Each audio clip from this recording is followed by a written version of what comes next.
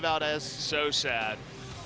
I really like the draft from KT. I have to be once again convinced they could play it. It's a standard for KT, but after they were so wayward with Galio Caitlyn, I have to be convinced once again. But this is the sort of time where you have Camille and Dinar, you have Ryze and Afama, you have Caitlyn Brahms, you have at least 2 lanes you're very comfortable in. You can allow for a scaling jungler, so scaling Zac in the early game. I hope we see Score be Peanut-esque here in his aggression. You can do some great plays. That's some awesome Ornn artwork.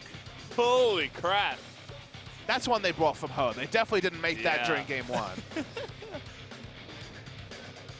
Was doodling in the time as Kongdu was losing and then decided to go for it. Unfortunately for him, no Ornn in this game, even though we've seen what it can do. KSV definitely liking their Ornn, but not in this one, not picked, not banned. Perhaps the nerf's a little bit strong for these 2 teams.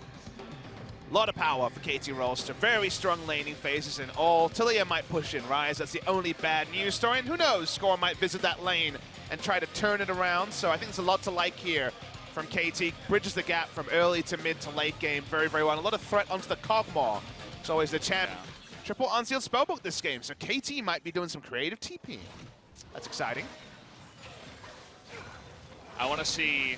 Getting greedy with a back timer, and Yujin's here. He gets the flash off and the Devour onto Braum. Mana's in a little bit of trouble here. The lick hits. He's got stopwatch and a TP, but they can definitely force this kill. That's first blood over to Yujin. The TPs are canceled, and Mana gets taken out. Yeah, really nice gank time. It didn't even have to invest the Weaver's Wall from Edge, and both teleports are canceled. Too far up the lane. Great synergy with the junglers there. So good to see already. A feel-good moment for Kongdu. Not much to show for this entire series. There will be no perfect game in game 1 or game 2. As Mana's going to teleport on lane, and maybe they just turn it on to Secret. It's definitely an opportunity here. Why we haven't seen Caitlyn channel it. Now she's going to go for it as they have Zac coming on over, but Mana getting himself into trouble, nearly goes down there. Stands beside a minion just to stay alive, but that is the first turret going on over. Looks like the Soul and Yujin picked up the gold on that one, so a nice division between the members of the team as well. Yeah, if they wanted to actually pull off the recall, they needed Score to come earlier, so I think the communication between jungle and bot lane wasn't where it needed to be to pull that off cleanly. End up losing the objective, trying to turn onto Secret. Okay, well, they're expending a lot of resources to come on in on this one. It's also a TP from Mana. May be able to pick up this sad little catfish. 4-on-1, you see the rest of Kongdu just leaves him to die.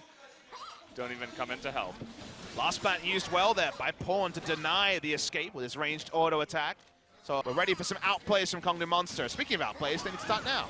They wanted the hop, they're not gonna get it. They have that Hextech ultimatum, should be enough. No Mega Gnar just yet, but Smeb actually taking a little bit of damage. Here comes the, oh no, got interrupted. They're just gonna leave Rhodes to die. Down he does go. They wanted to go on this kill, looking for Pawn. Nice little trade. They're going to pick up Ryze in the mid lane and also go for this mid lane turret. Yeah, maybe it was just cancel. I think they thought better of just collapsing onto the Ryze and taking the turret. Second part won't happen, but it ends up being a 1-for-1. And Kongdu didn't have to rotate as much, got access to more minions. Camille will keep split pushing, so with Trinity Force will do a bit of damage here. Doesn't have the most ward coverage, has to respect. So ends up pretty even, all things considered. Forces a couple of members over here, see if they can get some pressure in mid lane. Let's see how this happens. So the thought here was to actually move over, but they cancel the ultimate, seeing that it's not actually going to lead to much, and Pawn walks up to his own doom. Nice kill there from Kongdu Monster. Overkill, even as the Weaver's Wall comes out, just in case, but he was already dead before it even was created. So 2-0 right now for the replacement jungle, the sub and Yujin. Still waiting on that next night again. You're okay with the 400 people teleporting into a fight though, right? Yeah, that's fine. That's hype. Okay, well, no flash here on this guy, but he's got stopwatch. Oh, wavy. Looks like it's not going to be enough anyway as well. 5 members of KT coming on in. Score nearly has that passive proc, but he's got the stopwatch himself. But look at Deft all alone, but he's got the help of Smeb now. Score on the left side takes out Roach, and together Smeb and Deft holding hands, gonna take out another member of Kongdu Monster, and even dives the turret, takes out Edge. Now it's only Yujin.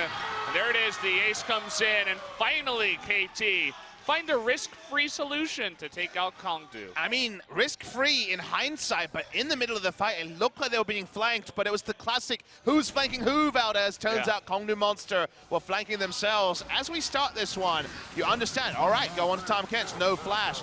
That's the stopwatch. Let's Bounce stops, but in the back line, the teleport in from the Gnar looks like it might be consequential when Deft is also chunked out at the same time. But Rise just turns onto the Gnar, kills him off screen. Smeb is able to isolate the Kog'Maw, so while the flank came through, he flanked himself, no Mega Gnar possibility in any sort of relevance. Really nice cleanup, first by Smeb and the rest of the team. Teleporting anytime soon. Roach not respecting the Rise rotation there. Kind of just walking up to him and having his entire health bar taken away. There's the engage. They're looking for Soul here. Gonna bang a couple of heads together, but it does get devoured up and they can't quite get them together. Only Tom Kench will go down with the turret.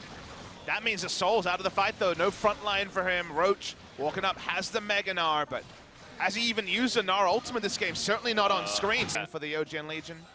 Or the Spo TV fans. I'm probably going to miss the LCK somewhere through that break. I'm probably going to miss casting I'm sure you will. I mean, give me 3 or 4 days. That's nice. Is that what? Soul's dead. Okay. Well, he gets caught up here. They're going to try to counter engage, but nice little engage onto Deft here. He gets low and dive on in. They finally do take out that AD carry, but the rest of them coming on in, especially Smeb and Pawn, who have gotten incredibly farmed up at this point. Very nice delay there by Smeb to just dodge it out of any of the CC. They're going to get Yujun. They're going to get Roach in the end. Just pushing forward underneath these turrets. Even though Score does have his passive procced here, it's not going to matter. There's going to be another ace as KT looking to end the game now. And right up the minion wave. There's a teleport. It's going to be the 2-0 Valdez. And missing LCK has to start right now because we're going on break. KT Rolster, too strong for Kongdu Monster. Yeah, making it look easy. Wasn't the most exciting game too, but definitely made it clear to everybody that this is their game to win. The easy 2-0 as they were the better team tonight. And there definitely has been the games where KT rolls to go down and then they play down to their opponent and start actually scrapping with teams when they just ignore their win conditions and avoid